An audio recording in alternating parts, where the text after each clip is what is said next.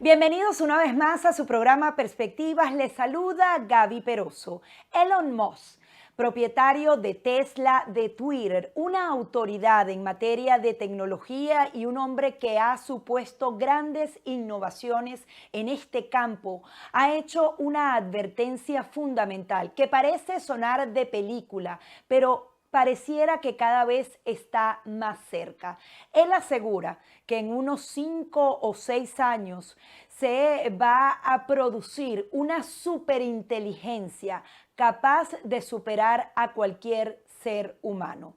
Esta advertencia no la hizo de manera casual, sino que adicionalmente la hizo en una discusión abierta y frente a legisladores estadounidenses, específicamente un demócrata y un republicano, justamente buscando la oportunidad de que estas grandes tecnologías, la inteligencia artificial, sea regulada de alguna manera. Aquí en Perspectivas nos preguntamos si existe voluntad política para regular este tipo de tecnologías y si adicionalmente los gobiernos tienen la rapidez, la capacidad de poner freno o poner orden a estas tecnologías.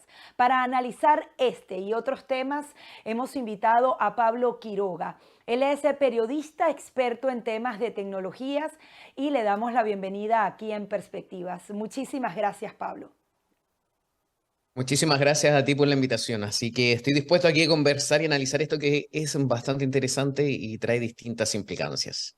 Pablo, ¿qué significa una superinteligencia que en 5 o 6 años te va a superar a ti, a mí, a toda nuestra audiencia? Llama la atención la frase de Elon Musk, siempre nos sorprende con algo y bien, sí, está en lo cierto y quizás yo me aventuraría a decir que podría ser incluso antes. Una superinteligencia artificial es igual a como lo dice el nombre, es una inteligencia artificial que es aún más avanzada a como lo conocemos hoy en día.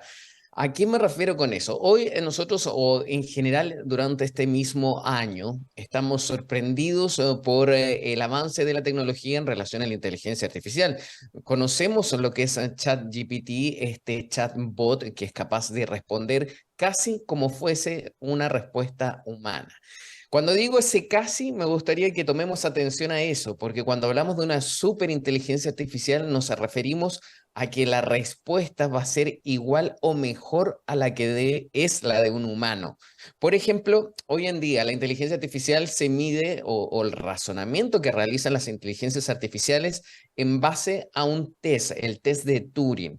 Entonces se deduce que cuando la inteligencia artificial pueda responder igual o mejor a la de un humano, va a superar esta prueba del test de Turing y ya no vamos a poder diferenciar si realmente está hablando uno con una inteligencia artificial o también con un humano real. A eso se refiere, alguien que pueda pensar incluso mejor o más que un pensamiento computacional o un humano.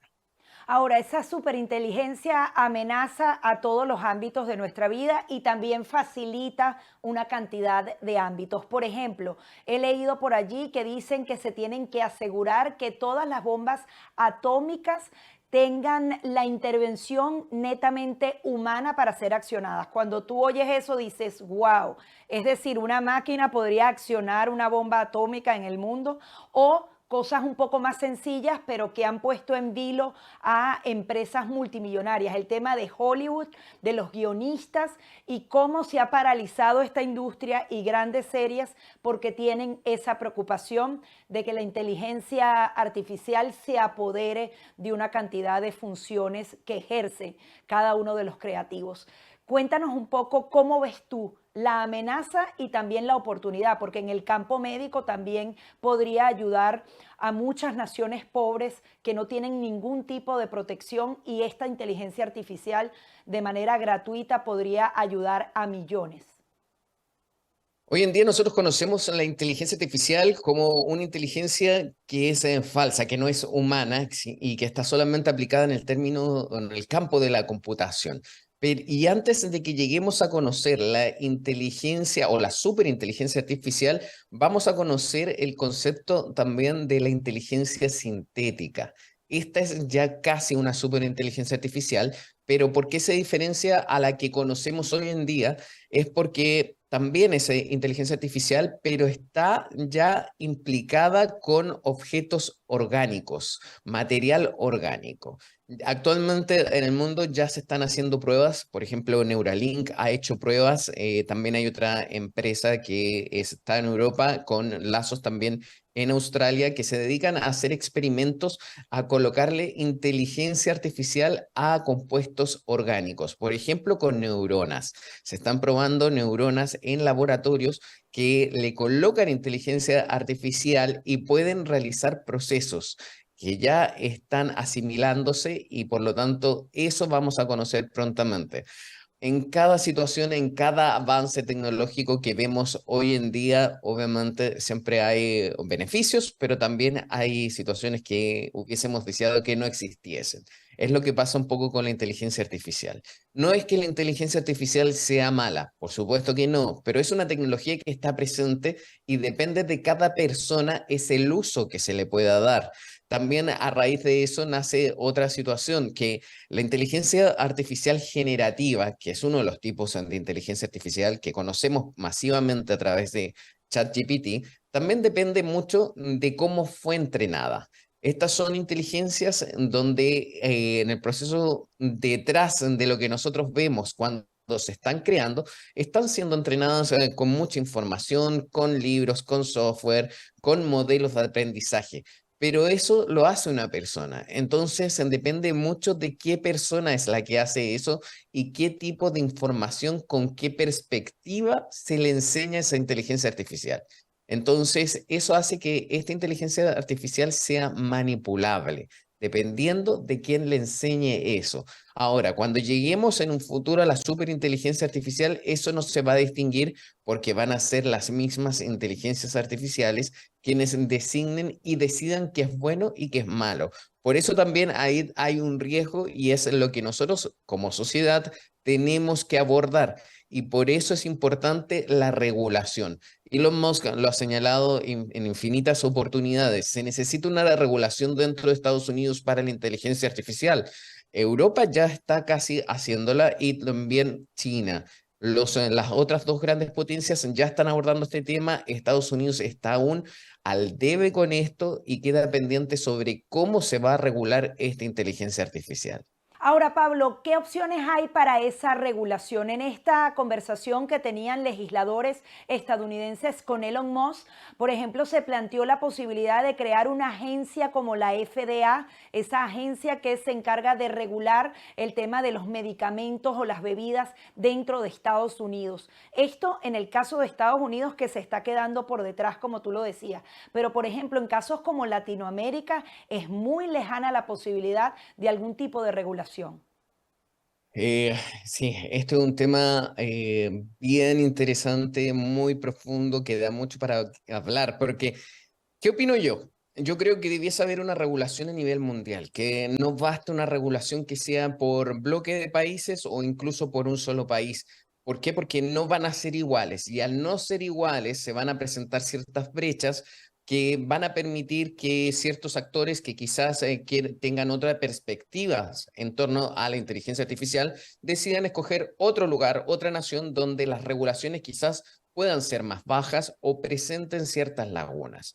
Entonces, como esta es una tecnología que traspasa cualquier frontera, yo creo que habría que hacer algo a nivel mundial.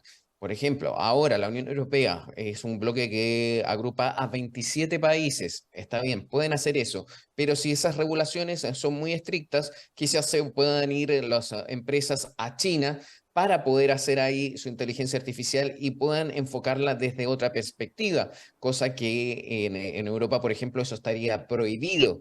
Entonces, ahí hay que ser bien cuidadosos, o por ejemplo en Latinoamérica, como bien lo señalas, es un tema complejo, no todos los países van a estar en condiciones de poder hacer una regulación. Ahora hay casos como en Chile que han estado avanzando y sorprendentemente a pasos agigantados con esta iniciativa. Ellos están preparando ya una regulación y estiman que de aquí al próximo año pudiese estar lista. Es un país que se está dedicando a invertir muchísimo dinero en este tipo de tecnologías. Honduras, lo mismo que en El Salvador. Sin embargo, en El Salvador todavía no están pendientes sobre una eventual regulación, pero sí una inversión en torno a este punto. Las regulaciones yo creo que tendrían que apuntar directamente a el plano informativo y también sobre para qué se va a destinar la inteligencia artificial. Muchos quizás han visto una película que se hizo hace unos 10 años, que es Minority Report con Tom Cruise, donde la justicia se anteponía con una inteligencia artificial. Se perseguía a los ladrones, se perseguía a los eventuales delincuentes en base a delitos que pudiesen cometer en el futuro. La inteligencia artificial podría llegar a hacer eso. Entonces, por eso es importante poder regularla, poder poner límites a la inteligencia artificial y que actúe de acuerdo, por supuesto, a las leyes que tiene cada país. Sí, en el sentido práctico hay buenos y malos ejemplos. Por ejemplo, Europa está tratando de regularla para proteger los datos de los usuarios, que no los usen aquí o allá, o en contra del propio ciudadano que está suministrando esos datos. Pero también en el caso de Estados Unidos se han dado ejemplos específicos de censura. En el caso de pandemia es muy claro. Algunas teorías que se estaban dando que hoy parecieran ser ciertas, por ejemplo, como esa fuga de un laboratorio chino del COVID-19, fueron completamente censuradas, suponieron la suspensión de cuentas durante meses, incluso un año o más, y ahora esas teorías parece que eran ciertas. Entonces, ¿hasta dónde la regulación se convierte en censura y es aprovechada por las autoridades? Ese es un tema también bien importante, quizás no va tanto ligado ahora mismo con la inteligencia artificial, sino que más bien con el manejo de los datos personales. Dentro de Estados Unidos, yo creo que nos hace falta y con urgencia una actualización a una ley que hay, ya está prácticamente obsoleta, que regula los datos personales. Esa ley debe tener por lo menos unos 10, 12 años y eso merece ser regulado. El año pasado, en mayo, intentó iniciarse una conversación para comenzar a regular este tipo de información. No llegó a buen puerto y quedó congelado a la espera de saber cuándo se iba a retomar ese tema. Pablo, ¿Por y qué quiero cuesta poner ahí un tanto? Por el tema punto de las antes de empresas que también y el desarrolles la marketing. idea, Pablo. ¿En qué, por ejemplo, deben protegernos los reguladores o las autoridades en ese tema de los datos personales? ¿Por qué es importante? Porque a veces ni siquiera nosotros entendemos lo que le estamos regalando a esas redes. Aquí yo voy a empezar con una base y es una frase que siempre digo, que es que cuando un producto es gratuito es porque nosotros no somos los clientes, sino que somos el producto para alguien más. Cuando yo creo una cuenta de mail que es gratuita, es porque a mí no me van a cobrar nada, pero mi información va a servir para otros potenciales compradores. Entonces siempre hay que tener en consideración eso. Nunca nadie va a dar algo o va a entregar algo, sino que siempre lo va a hacer a cambio de algo. Ahora bien, con la información que está en Internet es tan importante tener en cuenta que nuestros datos son importantes para nosotros y también porque vale mucho dinero. Esa información también puede duplicarse y puede, en Estados Unidos es fácil poder duplicar la identidad de una persona. Cuando uno duplica una identidad, uno puede abrir tarjetas de crédito, puede suscribir contratos. Entonces, por eso es tan importante mantener nuestros datos personales de forma confidencial, de no transmitirlo a otras personas. Y muchas veces nosotros no tomamos en consideración eso. Simplemente llenamos formularios en Internet por concursos, llenamos formularios en Internet para poder suscribirnos a una aplicación, pero no sabemos dónde van a terminar esos datos. Pueden terminar en la deep web, puede terminar en bolsas de datos grandes que se comercializan en agencias de publicidad, en agencias de marketing, pueden terminar en cualquier parte y no dimensionamos eso. Entonces hay que tener cuidado con la información personal. ¿Por qué? Porque es nuestra, es material importante para nosotros ahora y también para el futuro. A veces nosotros también nos gusta tomarnos selfies porque podemos mejorar esa imagen con inteligencia artificial a través de distintas aplicaciones. Pues bien, nosotros estamos regalando esas imágenes que más adelante, incluso en tan solo unos meses más, van a servir para formar bases de datos con datos biométricos de nosotros. Entonces, con eso van a poder duplicar nuestros ojos y van a poder incluso suscribir contratos. El próximo año se vienen las gafas de realidad aumentada de Apple, que también van a escanear nuestro iris y van a tener esa información. Pero hoy en día, dentro de Estados Unidos, eso no está regulado, por lo tanto, pasa a terreno de nadie y todos van a poder hacer uso de eso. Entonces, hay que tener cierta responsabilidad o conciencia frente a qué estamos haciendo cuando estamos abriendo o suscribiéndonos a una aplicación. Pablo, te interrumpí, estabas también desarrollando el tema de la regulación, pero por el lado de la censura. Esto es peligroso para cualquier país del mundo que se aprovechen de esto para que un tipo de información salga y otra no. Sí, eso indudablemente, y forma una de las bases hoy en día en el caso de la comunicación por Internet, los datos personales también y la censura que se ejerce. En el caso de Estados Unidos, no existe esa ley actualizada en torno a los datos personales y la censura, pero sí a nivel de estados, hay varios estados que tienen legislaciones propias, estatales. En el caso de Florida hay una muy interesante que es la ley de los derechos en Internet de los usuarios y plantea también estas regulaciones y hay que poner mucha atención en eso porque es importante poder comunicarnos. A veces nosotros no valoramos la información o la libertad de expresión que tenemos en Internet. Pensamos que es algo normal, pensamos que es algo que jamás se nos va a privar, pero tenemos que tener en consideración que eso a nivel mundial no existe como tal. Cuesta mucho tener una libertad de expresión. Hay países en Latinoamérica, hay países en Asia, hay países en Centroamérica que privan mucho del discurso que pueda tener uno, del pensamiento que pueda tener uno. Entonces, siempre es importante tener y cuidar estos medios donde podemos expresarnos libremente o donde esos países donde se encuentran esas plataformas también permitan hacerlo. Eso es clave y eso también hay que cuidar. Pablo, también hay información que seguramente va a ser útil para nuestra audiencia con respecto a esta nueva red social denominada Threads, que bueno, que sale como una competencia de Twitter, pero parece que no va a tener el mismo ámbito. Incluso he visto algunas críticas que no llega a ser un Instagram, tampoco llega a ser Twitter y que se queda ahí en un medio que quizás lo condene al fracaso o bueno, o puede ser otro tipo de alternativa de red social, pero no necesariamente esa que tenía tanto poder político. ¿Cómo ves tú esa red social? Y luego vamos a la información práctica para los usuarios.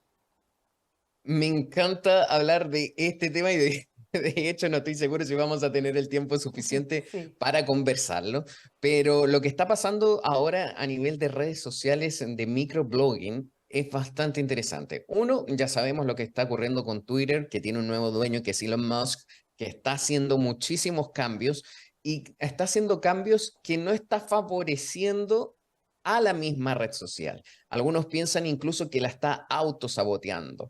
¿Por qué? Porque están ocurriendo cosas que está alejando a los usuarios. Y por otro lado, están haciendo Threads, que es esta red social de Meta, que se crea en tiempo récord para competir con Twitter. ¿Por qué? Porque también Twitter tiene 100 millones de usuarios. Por ejemplo, tiene alrededor de 524 millones de usuarios Twitter.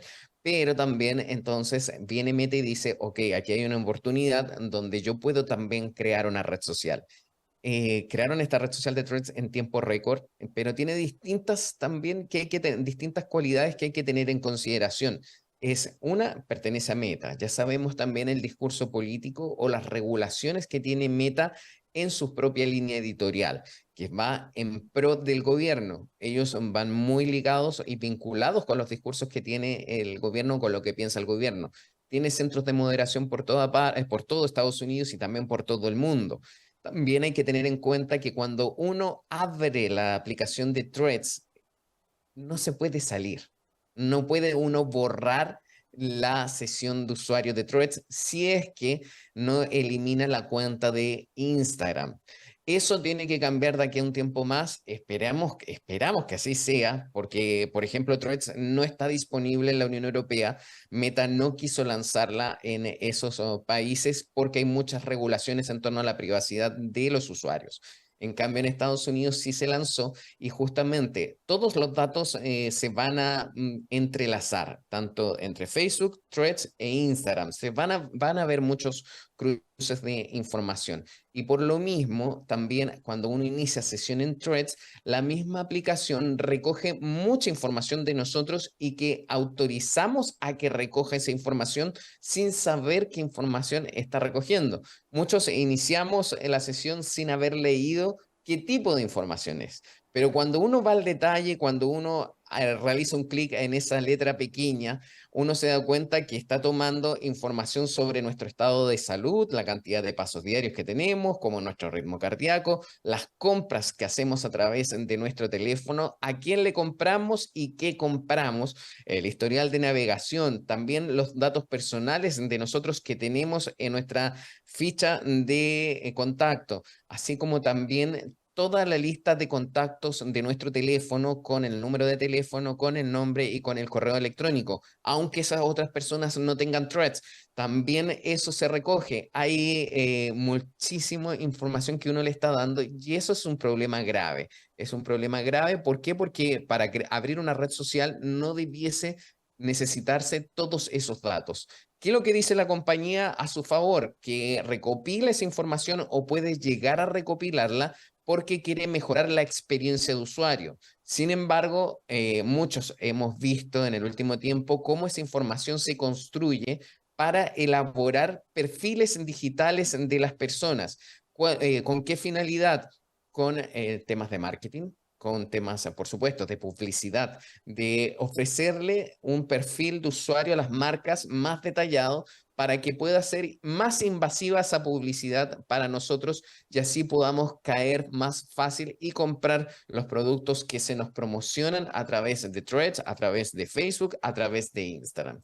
Entonces, el tema de la privacidad en esta red social de Threads deja muchísimo que desear. Esperamos que de aquí a un tiempo más haya ciertas modificaciones. Se tiene que adaptar porque si quiere llegar, por ejemplo, a Europa, tiene que cambiar esas políticas y esperemos que esos cambios también afecten a todo el mundo.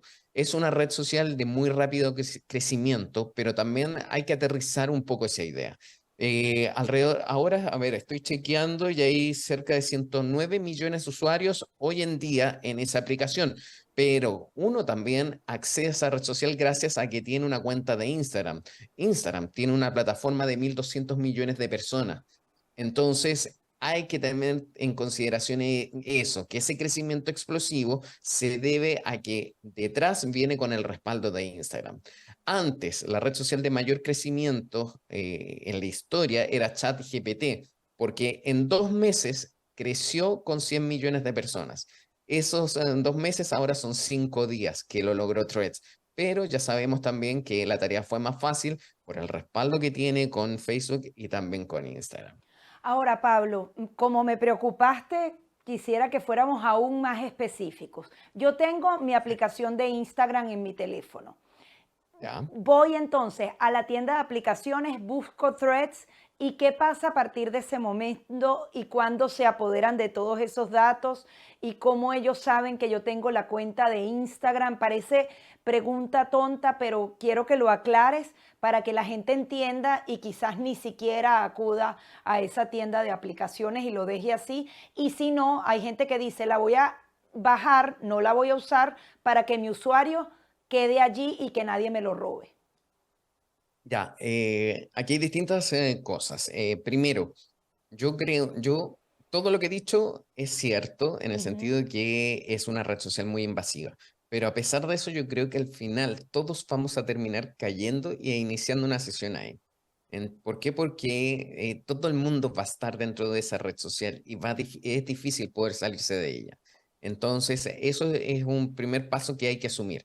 Uno inicia sesión en Threads de distintas formas, ya sea a través del mismo Instagram o yendo también a la App Store o a la Play Store y descargando Threads. Es decir, en Entonces son Instagram te distintos puede salir mecanismos. una pestaña que te recomiende Sí, bajar threads porque a mí no me ha tal cual. salido. O, o también una publicidad. Ok.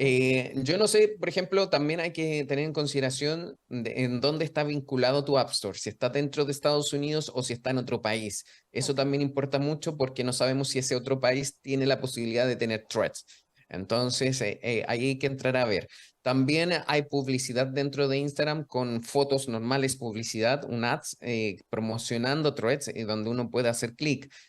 Hay también yo recibí correo electrónico también promocionándome esta aplicación. Entonces son distintas las formas para Y iniciar yo le threads. doy clic, por Uno, ejemplo, a esa publicidad y de una vez me enlazan con mi cuenta de Instagram. O sea, se hace algo tan sí, rápido que ni me doy cuenta. es prácticamente no te das cuenta. Hay unos 2 o 3 pasos donde uno coloca aceptar. Uno de esos es el tema de la información a la cual puede acceder threads en cualquier momento. Y uno coloca aceptar y después de eso ya uno está dentro de la red social. Es Y no casi hay como un manera de aceptar complemento de parcialmente Instagram. tampoco, ¿no? No, Es, ahora no. En este ahora es momento todo no. o nada. Ok. Exacto. Todo o nada. El tema de los usuarios, uno no puede tomar otro nombre de usuario, sino que tiene que tener el mismo usuario de Instagram, porque es prácticamente como un complemento de Instagram. Y yo creo, y aquí voy a aventurar a vaticinar que quizás también Instagram se va a transformar en una aplicación similar a Twitter, que quieren ser una aplicación para todo. Twitter también está desarrollando un sistema de pago. Quizás también Instagram ya lo va a poner, porque ya lo tiene, pero quizás lo va a colocar dentro de esa misma aplicación. También tiene este servicio de microblogging, también tiene un servicio de, no sé, de streaming. Entonces, en algún momento quizás Instagram va a pasar a ser una aplicación que tenga de todo, que sea la misma competencia de Twitter o la aplicación X, la X, que también sueña Elon Musk con construir en algún minuto. Entonces, va a ser el mismo nombre de usuario. Así que la gente que no se preocupe que los van a suplantar en threads, no, no. Eso solamente podría ocurrir si es que suplantan la cuenta de Instagram de uno. Pero eso también ya es más difícil porque también tiene otros protocolos de seguridad. Así que va a estar siempre el nombre de uno que tiene en Instagram, va a estar reservado dentro de threads, solo falta activarlo. Y aunque usted no utilice la cuenta de threads, pero si ya la abrió, ya uno tiene, ya le dio todo el acceso a la compañía a nuestro teléfono. Entonces, uno puede decir, ok, yo inicié sesión, pero no he escrito ningún mensaje. No importa. Ya la información, ya le diste el acceso a Meta para que tome toda la información que quiera de tu teléfono. Pablo, como ya Threads atrapó a unos cuantos, ¿qué recomendaciones le das a los usuarios de incluso una página web, los benditos cookies, que yo todavía no lo entiendo de una manera clara, o en otras redes sociales donde sí tienes la capacidad de decir no quiero que rastrees mis datos o no quiero, solo te quiero dar esta información de mi perfil y no otra? Tus recomendaciones en diferentes ámbitos. Sí, diferentes ámbitos. En el caso de Threads, es prácticamente imposible poder hacer algo. Y más que nada, ir a las configuraciones y ver bien qué se puede desactivar o qué no se puede desactivar. También, antes yo creo que la recomendación es el paso previo. Es, ¿para qué necesito otra red social? ¿Y qué pasos o qué servicios o qué posibilidades yo le estoy dando a esa red social? Cuando uno es usuario de un iPhone, eso sale de forma más clara. A veces nos llega un mensaje y dice, ¿permites que la aplicación rastree? Y yo le coloco generalmente no, siempre. Colóquele no rastrear. Eso es una cosa básica que tienen que hacer. Si son usuarios de Android, eso es un poquito más complicado. A veces no pregunta, pero siempre está en la parte de configuraciones de la aplicación. Si quiere que lo rastree a uno, si quiere que esté la geolocalización activada, si quiere que se active solo mientras se usa o en todo momento. Yo, por ejemplo, WhatsApp lo tengo para que rastree solamente cuando lo estoy usando y no en todo momento. Eso también es súper importante, porque ¿de qué le sirve a la aplicación saber cuando no saber dónde estoy cuando no la estoy utilizando? Cuando no envío una localización a un amigo para decirle, oye, estoy acá, en este punto, ven acá, sígueme, y le mando la localización, ok, eso es válido, pero la aplicación no lo necesita cuando no la estoy utilizando. Entonces, eso se puede desactivar fácilmente. Ahora, hay otra palabra mágica que señalaste recién, que era las cookies. Eso es otro mundo completamente distinto y es que cada uno, cada persona, cuando ingresa a un sitio web por primera vez, aparecen estas famosas cookies, estas galletas que a mí me encantan. Eso uno tiene la posibilidad y el poder de decir, ok, no acepto todas las cookies, ¿ya? A veces es fácil dependiendo del país del mundo donde se encuentren. Si está en Estados Unidos, es difícil decirle no a todas las cookies. Si uno está en Europa, es más fácil, porque ahí están obligadas por ley a dividir cada uno de los subpuntos. Las cookies son, supongamos que son especies de chips, de distintos chips. Una bolsa de cookies, por ejemplo, pueden haber 10 chips. Dentro de esos chips, que serían estos chips de chocolate, son rastreadores. Las cookies pueden rastrear las veces que yo utilizo en el día mi teléfono, los sitios web que yo visito, las compras que yo hago, el historial de personas con las cuales yo hablo. También puede rastrear la comunicación que yo tengo con ciertas personas. Pero también hay unas cookies que son básicas, que se necesitan para un correcto funcionamiento del sitio web, para que a mí no me pregunte cada vez que ingreso a ese sitio web que coloque mi usuario y contraseña. Esas son cookies básicas y esa uno siempre la tiene que aceptar. El punto son esas otras cookies que incluyen más información. Incluso hay cookies que dicen, ok, nosotros vamos a poder ver todas tus fotos y videos de tu teléfono. Y muchas veces cuando nosotros entramos a un sitio web, colocamos sí, acepto todas las cookies. Eso es lo que uno no tiene que hacer, aceptar todas las cookies, sino que solo las más básicas. Hay sitios, por ejemplo, vamos a poner cualquier ejemplo, de Kickstarter, que es un sitio web donde uno puede comprar productos más bajos y apoyar campañas o startups. Ahí aparece, deseo aceptar todas las cookies o solamente las más básicas. Uno coloca las más básicas y listo, se acaba el problema. Pero cuando uno coloca todas las cookies, ahí entramos en problema porque le damos la autorización. ¿Qué es lo que podemos hacer si ustedes están viendo ahora esta conversación que estamos teniendo los dos con Gaby? Es, por favor, van a su explorador, a la configuración y borran el historial de navegación y las cookies. Entonces, a partir de eso, cuando uno borra las cookies dentro del teléfono, esta situación se resetea y uno comienza desde cero. Entonces, ahora en adelante, todos los sitios web que nosotros volvamos a acceder, por primera vez nos va a salir este mensaje. Este sitio web funciona con cookies, desea aceptarlas todas y uno coloca no, solo las más básicas. Esa es la mejor solución y consejo que podemos dar ahora con esto. Gracias, Pablo. Por lo menos algo podemos resetear. Gracias por estar aquí. Gracias, que estés bien. Pablo Quiroga, periodista especializado en temas de tecnologías aquí en Perspectivas.